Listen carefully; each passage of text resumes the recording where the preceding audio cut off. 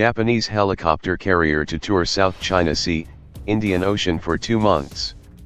Tokyo, Japan will send a large helicopter carrier to the South China Sea and Indian Ocean for a second straight year as it looks to bolster its presence in the strategic maritime region with annual tours, 2 Japanese officials said.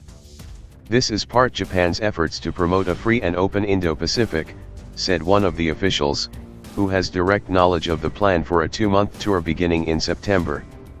The 248-meter-long, 814 feet, Kaga, which can operate several helicopters simultaneously, will make stops in Southeast Asian countries such as Indonesia and at ports in India and Sri Lanka, said the sources who asked not to be identified because they are not authorized to speak to the media. The Kaga, which will be accompanied by an escort ship, may also conduct ad hoc joint drills with warships from other counties in the region, they said. Japan last year sent its sister ship, the Izumo, on a similar tour of the contested South China Sea and the Indian Ocean. A spokesman for Japan's Maritime Self-Defense Force said he was unable to comment on future operations.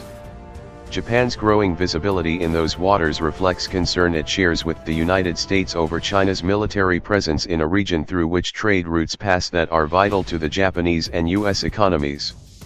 China, which says its intentions are peaceful, claims most of the South China and has built bases on reefs and shoals it has reclaimed.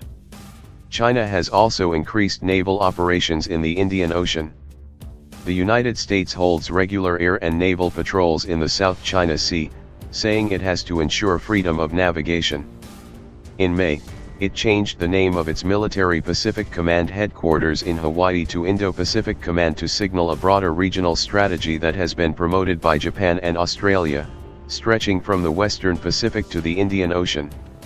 Japan has not taken part in the U.S. freedom of navigation operations in the South China Sea because doing so could provoke China, which could increase its military presence in the East China Sea, where the rivals are locked in a dispute over ownership of uninhabited islets known as the Senkaku in Japan and Diaoyu in China.